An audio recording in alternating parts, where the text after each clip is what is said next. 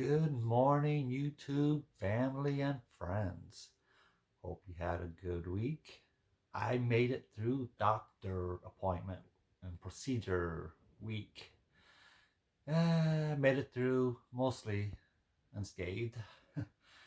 I did get all the test results back, so we will go through them all in this video. So most likely it's going to be another long video. So sit back, relax, and enjoy. And yeah, I hope you get something out of it. So, but anyway, today is Saturday, April 6th, 2024, and this will be week 2 results of being back on Mounjaro. So yeah, let me start off with what I had to do this week, doctor wise. Tuesday night, I had my sleep study for my sleep apnea because I'm thinking about going to Inspire medical device to help with my sleep apnea because I hate wearing the mask.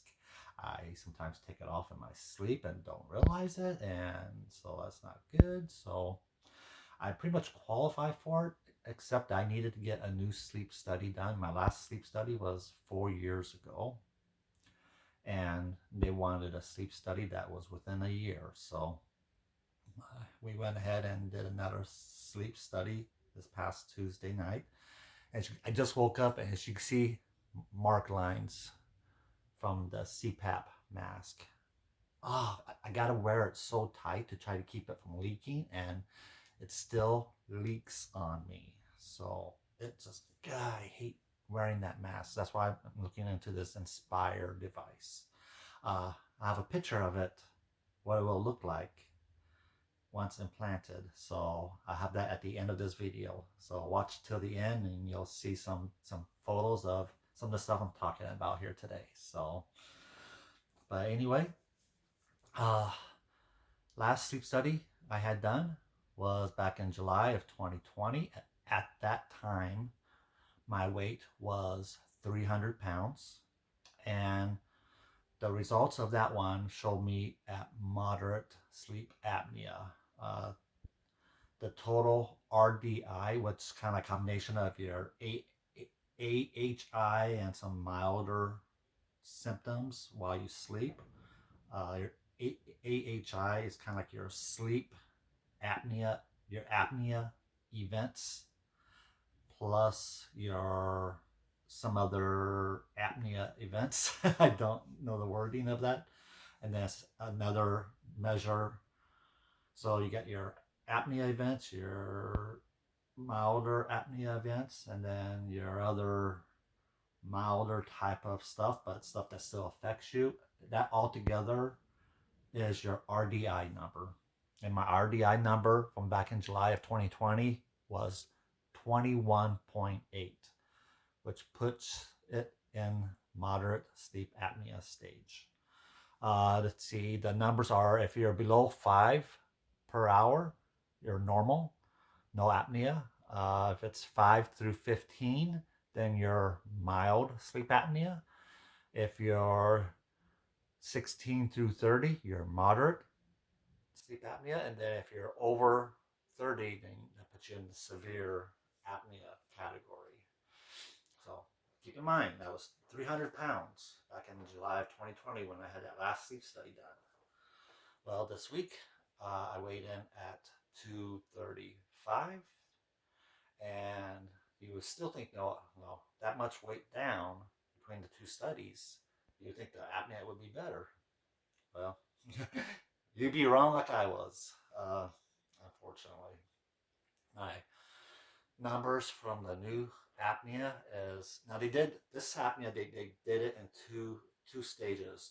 The first stage was just under 3 hours.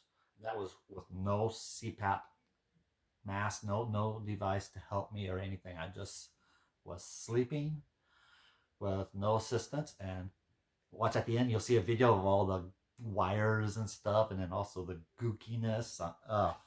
You'll you'll get a good laugh at that photo. So watch till the end. So, But anyway, so the first stage of the test where I had no assistance, it was just me sleeping. It was it was bad. It was bad. Let's see here. My RDI. Look at my paper here, my printout. Uh, Pre-treatment. So that means no CPAP mask or anything. My apnea, hypo, hypopnea. That's the other word I was looking for. Averaged 23.3 episodes an hour. That that's just the apnea events, the one that is really bad, and then the milder one, the hypopnea. So you put that in with the other. I don't remember what it's called. I can't find it on here, but it's one of these other numbers.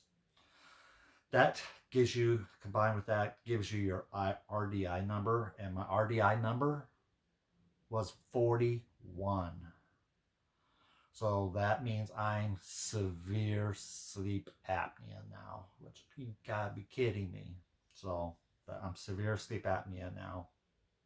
Went from 21.8 at 300 pounds to 41 at 235 pounds.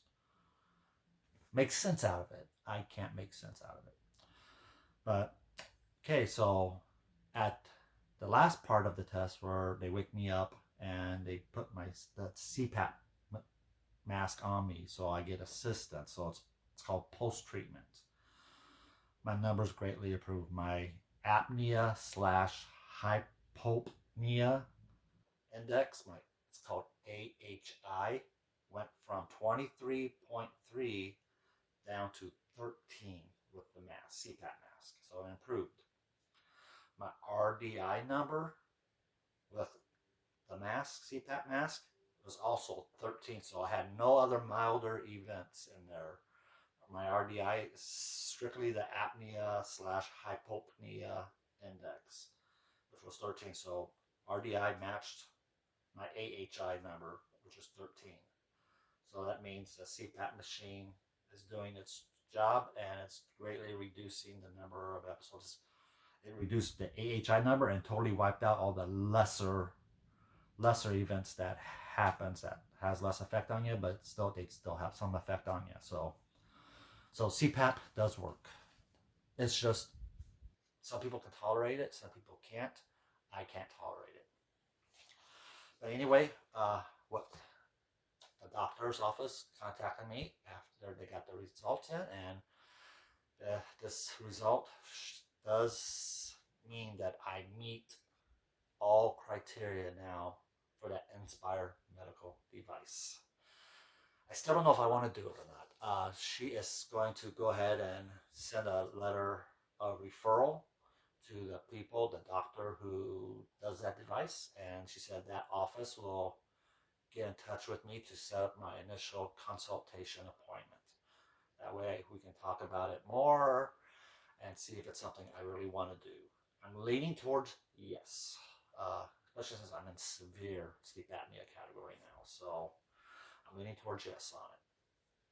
So yeah, that was that. The next day, Wednesday, I had a 6 month follow up with a hematologist just to make sure everything is looking okay and still my issues with my platelet count and all that fun stuff is still just related to my liver cirrhosis.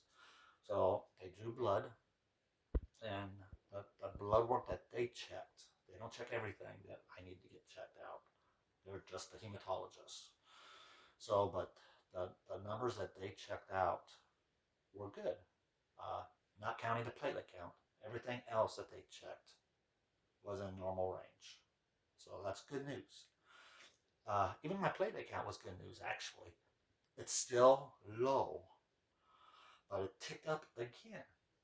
My last platelet count back in January, I believe it was at 124. It needs to be above 140 to 150 and above. This count was at 125. So ticked up 1 point. Hey, 1 point, 1 point, one platelet, went up a platelet. So that is good. So it's still low, but at least it ticked up again. So that's I haven't been saying two tests in a row, but I think it's actually three tests in a row that my play account has gone up slightly. So hey, I'll take what I can get. That result is going to be a little confusing to you after I tell you the results of my ultrasound that I had done yesterday. Keep that in mind. Platelet count is slightly better again. Still low, but slightly better. But keep that in mind as I go over the results of my ultrasound of my abdomen and my liver and all that fun stuff. So, all right, let's get into the ultrasound results here. Uh, Good news from the ultrasound. I'll start with that. They found no lesion. They found no mass, especially on the liver, because that's one of the things they look for. The scarring on the liver from liver cirrhosis can and possibly will turn to cancer at some point. They found no lesions. They found no mass. So, as far as they can tell, there's no cancer developing. Of course, you just don't know that for sure because maybe it's just not visible yet. But as of right now, they don't see any physical signs from the ultrasound that there's any cancer developing. So that's good news. That is good news.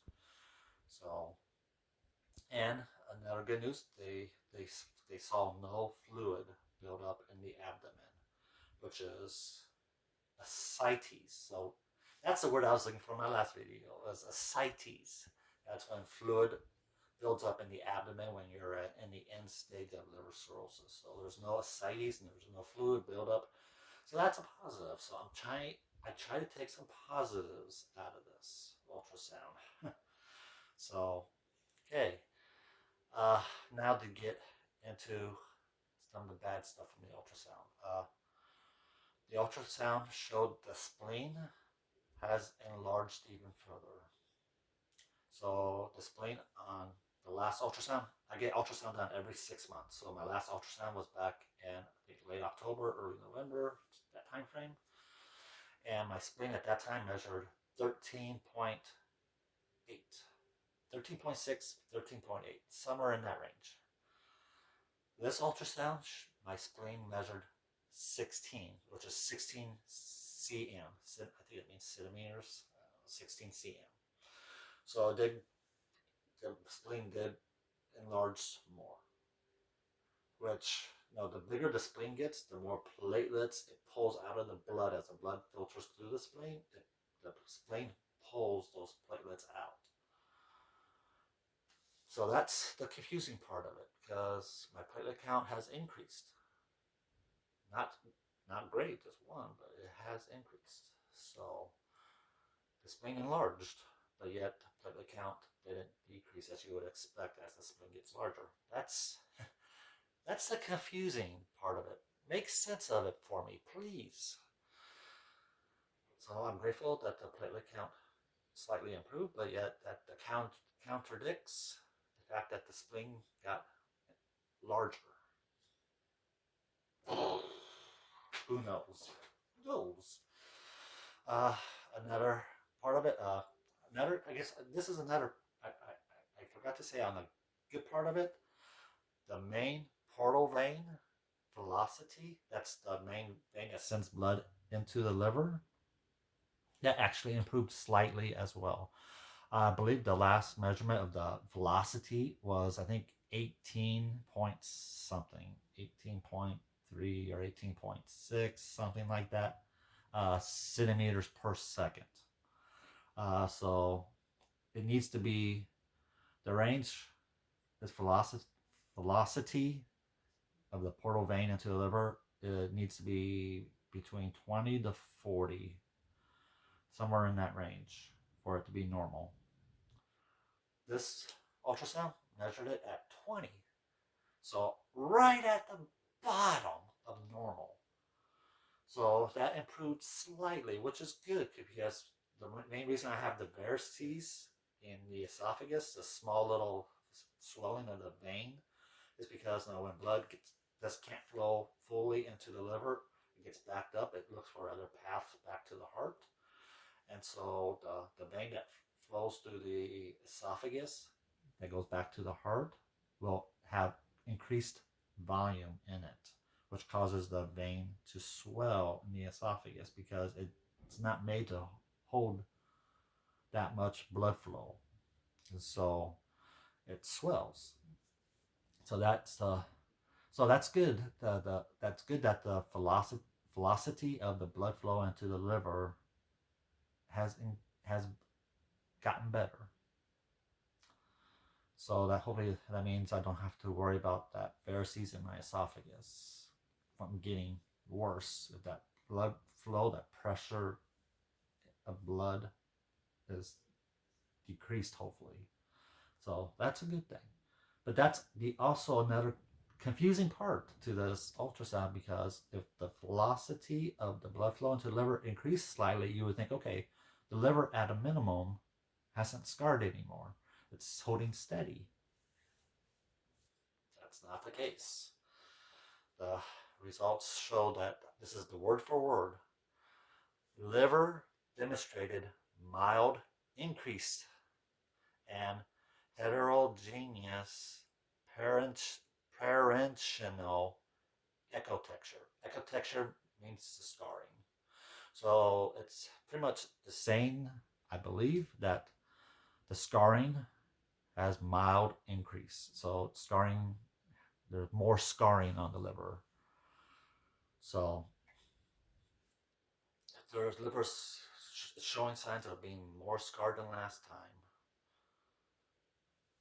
then yeah, how did the velocity of the blood flow from the portal vein get better? I don't know. Someone explain it to me, please. So, but yeah, I don't know. So, pretty much, good news is there's no signs of cancer at this time. Bad news is my spleen's enlarged and the liver is showing more scarring on it, even though it did say mild increase. So I'm assuming just a little bit means a little bit more scarring. But yet the blood flow got better, so platelet count got better. So I don't know. I got two contradicting things happening there. So, but long story short, pretty much my liver cirrhosis is progressing. So I don't know what to say about that. Liver still functioning is fine, as far as I know. I'll get the other blood work done here. Probably, I gotta see my liver doctor. My liver doctor, my primary doctor again. In about sometime I got to call them up on Monday to set an appointment because she wanted to see me after the first month of being back on Mounjaro. So maybe she'll do the other blood work at that time. But she didn't do it last time because I had just got all the blood work done from the liver doctor in January, and she said it has to be at least 3 months. So maybe she'll do the other blood work when I see her next, before my. Hopefully, I can see her before my cruise that's coming up at the end of April. I can't wait. My Bermuda cruise out of New York. Can't wait. Can't wait. I'm so excited. I can check in online starting tomorrow. Tomorrow is my 21-day mark from the cruise. So I'm getting so excited. Yes. I'm still debating whether or not to create a new YouTube channel of just my cruises so I can kind of separate out my cruise videos because I have 4 more cruises this year. I just had one in February. I'm taking one this week, and I have 3 more from August, September, and October. So, and I got 3 booked next year. So I'm really thinking about doing a new YouTube channel just for my cruises, so I can leave this channel solely for my weight loss, Mounjaro journey, my liver cirrhosis, and just overall health. I might just leave that to this channel and separate out my fun travel cruise portions videos. So I know it's possible. I just don't know how to do it. I don't know if you just create a new YouTube, if it allows you to create it using your same email or whatnot. I want to still look into that. So But anyway, we're coming up on 20 minutes on this video, so let me get to the rest of the results. Just my week 2 results of being on Mounjaro. Uh, I did not make it to the gym this week. I know. But, but I did do good this week. I made sure I went on walks, hour walks. I even walked one time at lunchtime at work. So, and when I walked at night, I did do jogging. I made sure I jogged more than I walked. So I got my heart rate up several times this week. When I'm at work, I make sure I take the stairs and not the elevator. So I did get more exercise in this week. Even though I didn't technically go to the gym, I did get more exercise in this week. And I did much better eating wise. I ate less.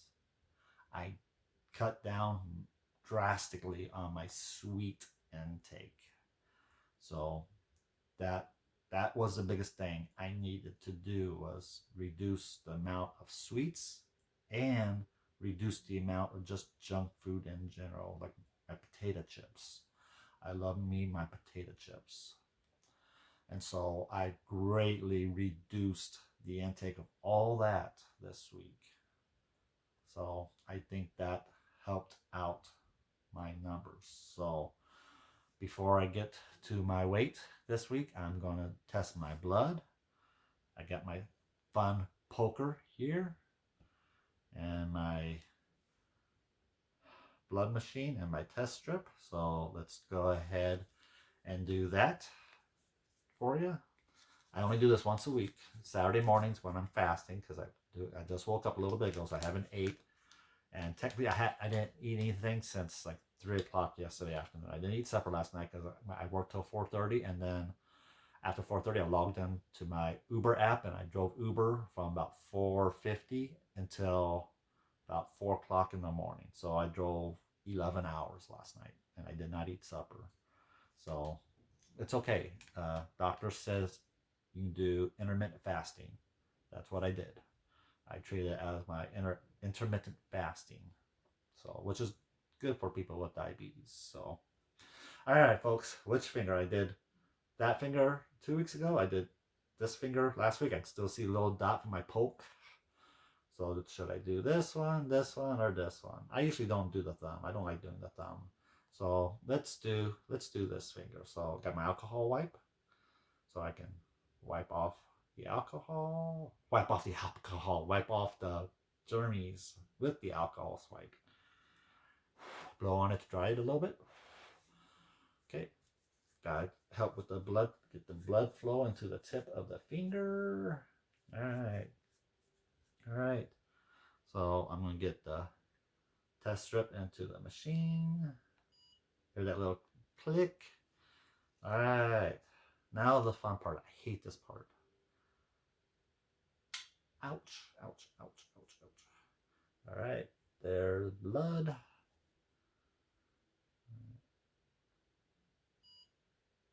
All right, and go to fasting and hit OK. And it's 2, 1, and ding, ding. Hear that little dink? Wiping off a little blood on there. All right, folks. And last week was 87. Week before was 90, but same as last week, 87. So my blood sugars are doing good. All right, so 87. That's very consistent. I will take that. All right, take the test strip out. Fun, fun, fun. All right, folks, that's my blood sugar, 87. Well, that's awesome. All right, now to get to my Mounjaro shot. Ah, gotcha. You thought I was going to do my weight. I'm holding the weight till the end. So, Mounjaro shot, 2.5 dose. I'm really hoping to go to 5.0 for my next month. We'll see what the doctor shows. I just want to make sure Mounjaro is still hard to get. The 2.5 I was able to get right away, but my pharmacist said the higher doses are hard to get hard to keep in stock. So yes, I want to go to 5.0, but I also want to make sure I can get it. So we'll see. Hopefully I can see my doctor this week so we can make the determination. This is my third shot. I have one shot left in the fridge, so that's for next week. So hopefully I can get in to see my primary doctor this next week, so we can do our the month review of it and see if she'll take me up to 5.0, or we stay at 2.5 since my blood work is really good. And I'm on Mounjaro, not the weight loss version of it. My insurance won't cover it. As far as I know, they're not covering it. I don't know. I got this first month set at $25, which is the coupon amount. So I don't know if I got a new coupon or the insurance covered it. I don't know. I don't know. Okay. So, all right. As you all know, Mounjaro, stick it in your belly, your fat part of your arm, or your inner thigh, where the fat is. I like to do my belly. Let's see. Last week I did it on this side. I'm going to lower this down a little bit. Okay, so you can see my fat and my man boobies. Yeah, I hate these. Ugh. All right. Anyway, okay. So we'll do it over here. I got my alcohol wipe. All right. So we're gonna do this right in that general area. All right. All right. So you got the cap on there. So you want to pull the cap, which you can see the needle in there. It's in locked position. You want to move it to the unlocked position. All right, and then you're gonna put it on your spot. You're gonna press down on the button. You hear a click. That's the needle moving into you. And then you wait for a second click, and that means the needle has retracted. So here we go. That's the second click. And you can also see the needle go in and out. So that's done. And that is how simple it is. There's no blood, but I'm just wiping it off anyway. It's mostly not painful at all. I'm not gonna lie to you, that one stung a little bit. That was a big mosquito bite feeling. So it all depends. If you hit the right spot, you could potentially get a small nerve when you shoot the needle in. So, but still ain't nothing. No, like I said, it's a mosquito bite feeling sometimes. That one felt like a big mosquito bite. It did sting for a second, but no, it wasn't horrible. I can take it. I'm a man. Oh, I'm still tired. I'm on. Let's see. I got to bed this morning. It was about 5 o'clock is when I finally got to bed, and I woke up at probably about 10:30ish. I think it's about 11 o'clock now. So I got. I guess I did get close to 5 hours of sleep. So that's not too bad for a Friday night, Saturday morning sleep for me, since I work two jobs. I work so late on Friday nights. So that's not horrible. So, but yeah, needle goes into the recycle bin. I make sure I don't just toss them in the trash. I put them in my put them in my hazardous, as you should do with all your needles, or your medical needles. Also, I replaced my poker needle to poke my finger, my blood. So I also toss that in here. So, and eventually I'll recycle them properly. So, but yeah, that is all that fun stuff. As I'm just putting my diabetes testing stuff back in its little handy dandy travel bag. So, all right. Last but not least, the results that I think you're waiting for. I don't know. I'm just playing it by ear here. My weight this morning. Drum roll, please. 232. Lost 3 pounds this week. That means the Mounjaro is kicking in. You always have to give it a few weeks to kick in fully. So I just took my third shot. But the first 2 shots, I lost another 3 pounds. So that puts my weight loss total of being back on Mounjaro for the first 2 weeks at 4 pounds lost. Mounjaro works, people.